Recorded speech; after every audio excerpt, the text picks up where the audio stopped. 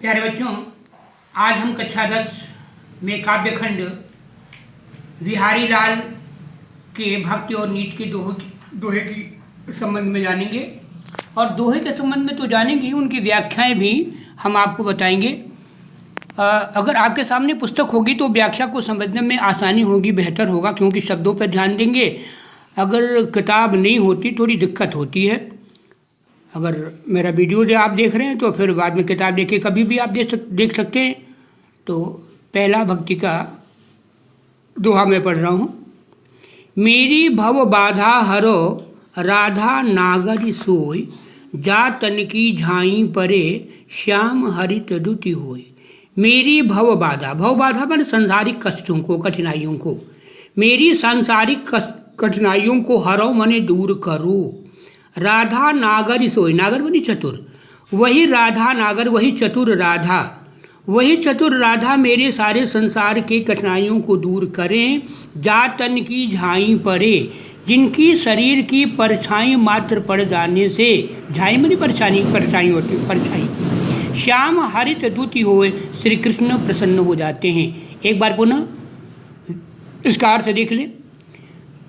कह रहे कि इसमें बिहारी कह रहे हैं कि हे चतुर राधा, आप जिनके शरीर की परछाई मात्र पड़ जाने से श्री कृष्ण प्रसन्न हो जाते हैं, वही मेरी सारी संसार की कठिनाइयों को भी दूर करें।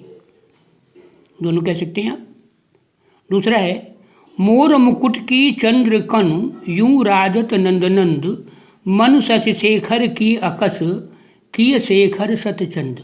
मोर मुकुट, मोर का मुकुट, चंद्र कन, आपने मोर के पंख में देखा होगा कि चंद्रमा के प्रतिबिंब के समान आकृतियाँ होती हैं। तो चंद्रमा के प्रतिबिंब के समान आकृति वाले मोर का मुकुट धारण किए हुए यूं राजत नंद अर्थात श्री कृष्ण, नंद के दुलारे। कह रहे कि मोर का मुकुट धारण किए हुए भगवान श्री कृष्ण ऐसे सुशोभित हो रहे हैं, मनु शशि शेखर की अकस, मानो शशि शेखर कहते हैं चंद्रमा को, शिव को, मनु शशि शेखर की अकस, अकस मन ईर्ष्यावश, मानो शिव के ईर्ष्यावश की शेखर मन सोता कामदेव, सतचंद, सैकड़ों चंद्रमा को धारण कर लिए हैं। पर से एक बार इसका देख लीजिए।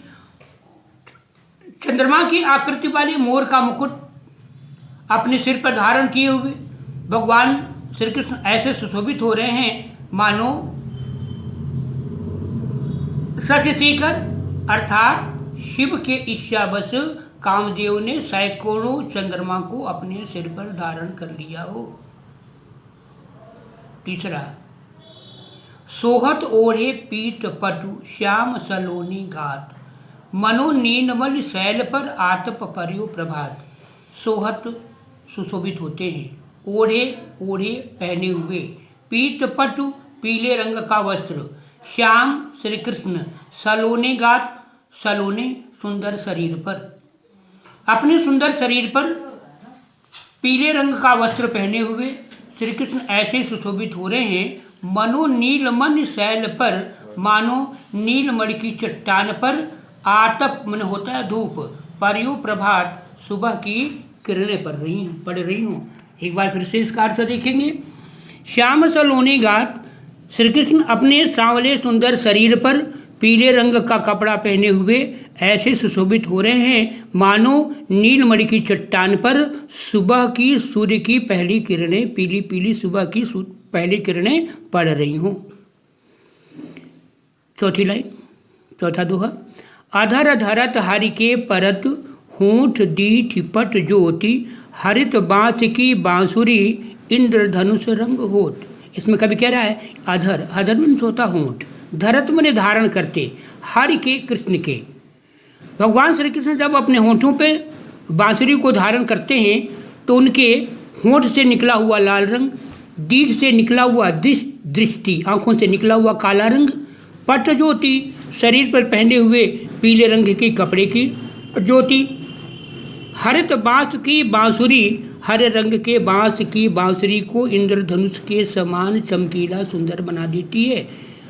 फिर से एक बार, भगवान श्री कृष्ण जब हरे रंग की बांसुरी को अपने होंठों पे धारण करते हैं तो उनके होंठ से निकला हुआ लाल रंग, दीठ यानी दृश्य से आँखों से निकला हुआ काला रंग, पट से निकला हुआ पीला रंग हरे रंग की बांसुरी पर पड़ करके उसको इंद्रधनुष के समान सुशोभित कर देती है।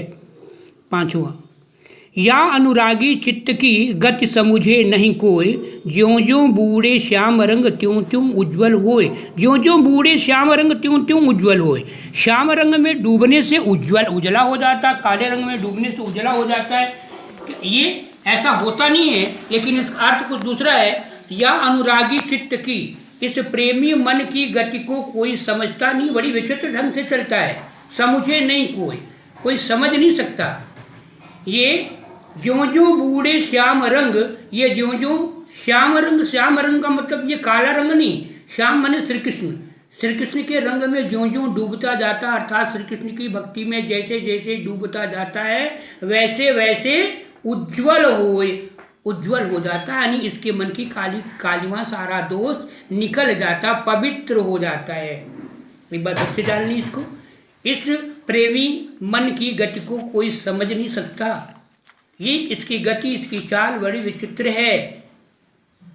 ये जैसे जैसे श्री कृष्ण की भक्ति में डूबता जाता है वैसे वैसे इसकी श्री कृष्ण की इसके मन की सारी कालिमा, सारी कलुषता, सारा पाप निकल जाता है और श्री कृष्ण की भक्ति के कारण ये उज्ज्वला चरित्र का हो जाता, उज्ज्वल चरित्र का हो जाता, अर्थात पवित्र हो जाता है।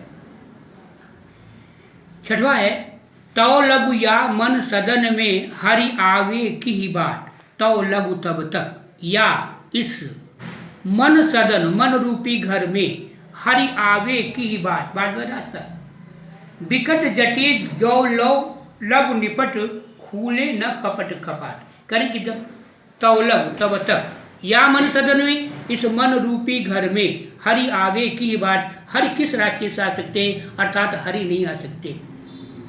कब तक नहीं आ सकते? क्या विकट जटे जब लघु निपट, जब तक विकट कड़ाई से, कठिनता से लगा हो। क्या लगा हो? कपट रूपी कपाट।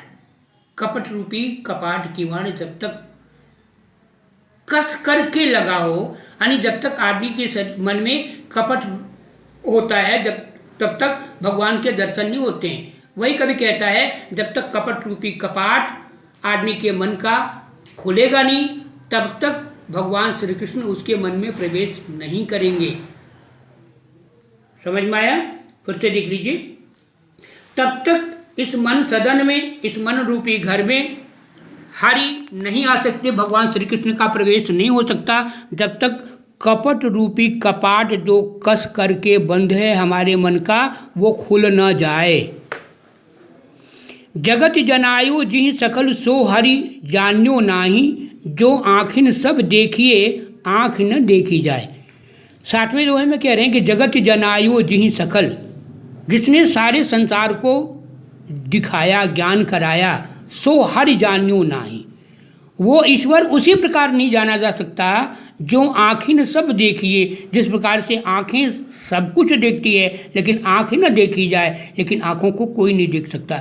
एक बार फिर से, जिसने सारे संसार को दिखाया है, सारे संसार को बनाया है, सारे संसार का ज्ञान कराया है, वो ईश्वर उसी प्रकार से नहीं जाना जा सकता जिस प्रकार से आँखें सारे संसार को देखती हैं, दिखाती हैं, लेकिन आँखों को हम किसी प्रकार से देख नहीं सकते। स्वयं नहीं, किसी प्रकार से तो देखा जा सकता है, अगर शीशे के सामने आ जाए तो देखा जा सकता है, लेकिन उस रूप में नहीं कह रहा है। आँख न देखी जाए, स्वयं आँखों को देखा नहीं जा सकता।